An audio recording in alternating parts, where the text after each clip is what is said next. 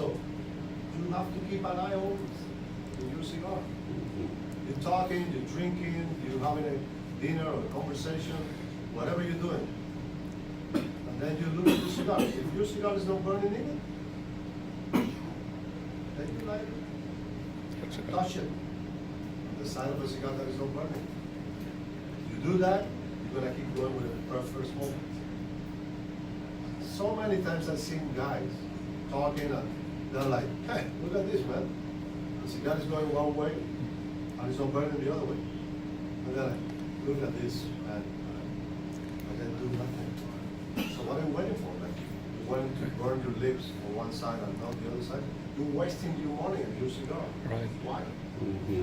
So if I put the cigar again here, and I keep talking to you guys, that's something that I hear a lot too. And I'd love to tell you that there's nothing wrong. If you are not smoking your cigar, the cigar just stop burning. Right. It's okay.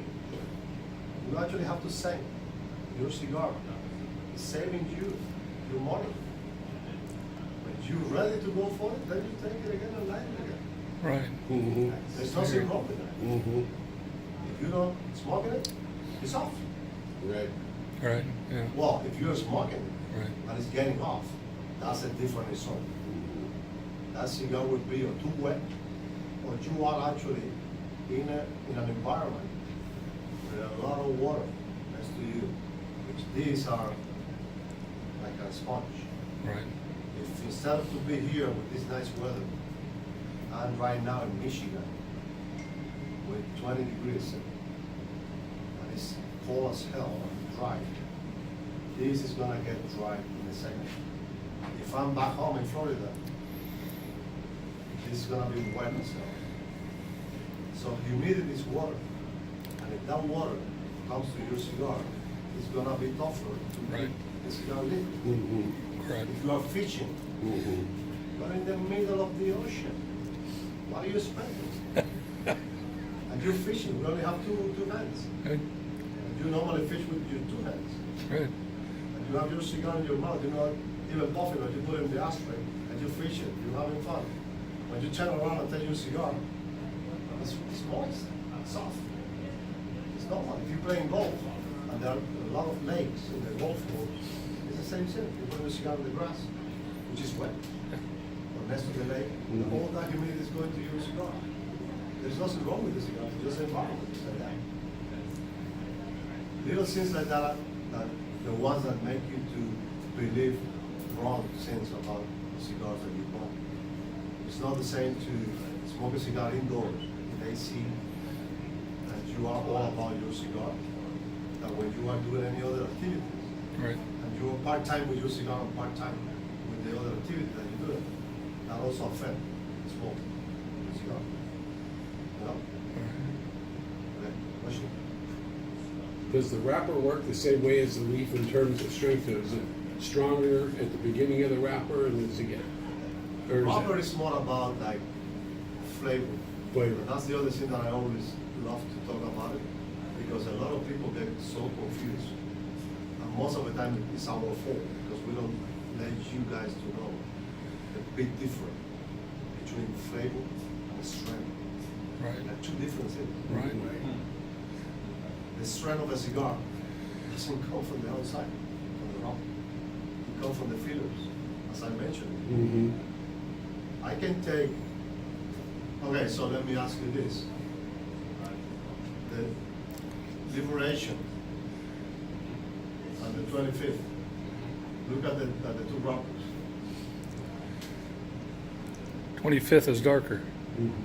No, 25th is lighter. Is it? The I can't see. Liberation is darker. Is it? And what is gonna go to your mind right away is like, that cigar is stronger than the It's- other one. it's And not. let me tell you, It's these sweeter. two wrappers are exactly the same wrappers. They are Habano Equatorial wrappers. What is the difference between them is that what I explained to you before. Top of The it. Liberation Habano wrapper, they Top come of from the the- top of the plant. Right. The 25th on the bottom. Right. So we call it primate.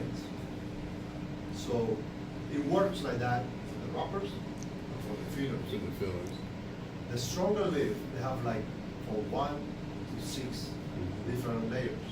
We call it priming. As soon as you're going down, so there's prime number 1, 2, 3, 4, 5, 6, sometimes 7. The one on the top Right. is stronger than number 6 to 7. So when this they, is the top. This is one of the top first. And this. Would a But this is a different rock.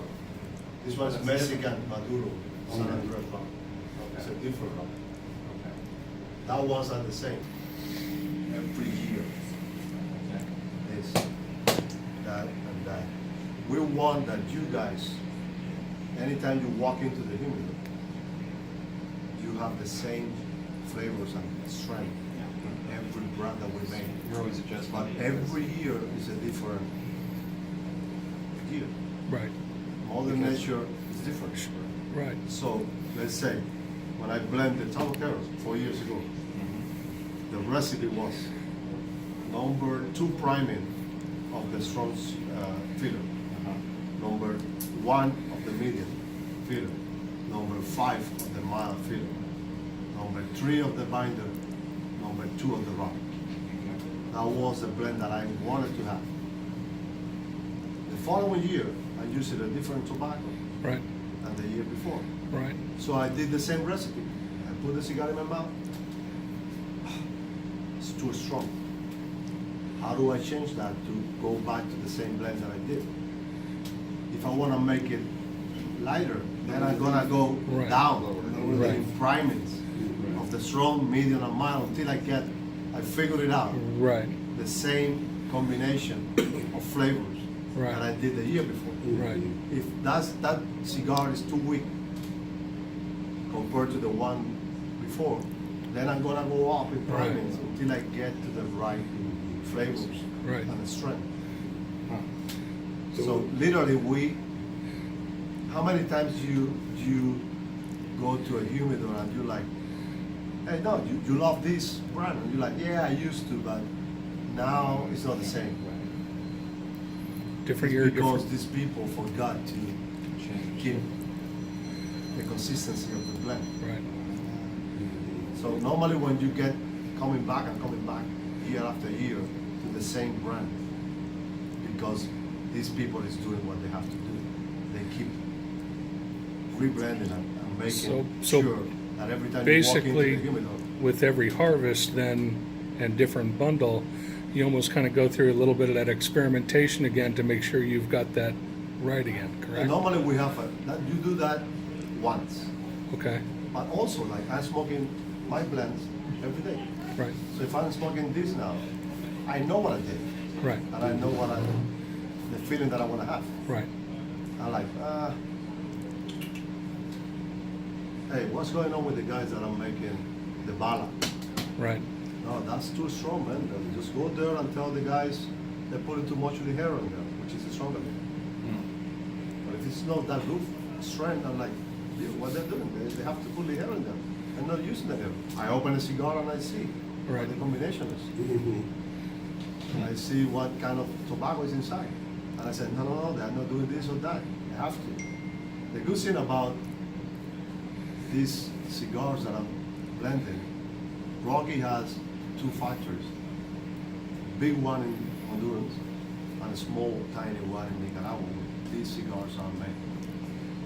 For example, the one that I'm smoking right now, the Bala, there's only one guy that blends this. The Salomons. This one, Right. that one, only one person making it. If I get in trouble with this, I just call that guy, Pedro. Pedro, what's going on with you, man? You have a bad day? Go home. Much more. So you That's the can't beauty do. about it. Yeah. That's what you can keep the consistency in the blend. Also, the Cuban industry way to work, and the non-Cuban industry way to work is totally different. In Cuba, as a roller, you have to do the whole process. You made the cigar from the beginning to the end by yourself. Right. You got a bunch of cigar, put it in the mold, press it, and then later on put the wrapper on. Only you. And then let's say I'm making torpedoes, and I'm in Cuba, in the factory. I have to do 110 of this in 8 hours by myself. That's my quota. In Nicaragua, Honduras, Dominican, they do work in a different way. They work by pairs. 2 people. Mm-hmm. One person is bunching, is making the inside, it's blending. The other person is just putting the wrapper on. So a torpedo maker's couple in Nicaragua can do 350, 400 cigars in 8 hours. Wow. Because you know, when you're just doing one scent, Right. you create on a speed that is amazing. Yeah. All that muscle That's all memory. you do, all day long for years. So also, the beauty of this, now that I'm on the other side, is that in this small factory, which have 38 couples, which means there are 76 people making cigars, but only 38 of them are blending. The other 38 You're wrapping. are wrapping. Yeah. So that is very important for the consistency of the blend. Right. It's not the same when you have 300 people Right. bunching and wrapping. You have 300 people blending Yeah. instead of 150 blending and 150 Mm-hmm. Right. wrapping. Right. So in one That's box of amazing. this, maybe you have 1 or 2 rollers that blend that cigar. In a Cuban cigar box of 25 cigars, maybe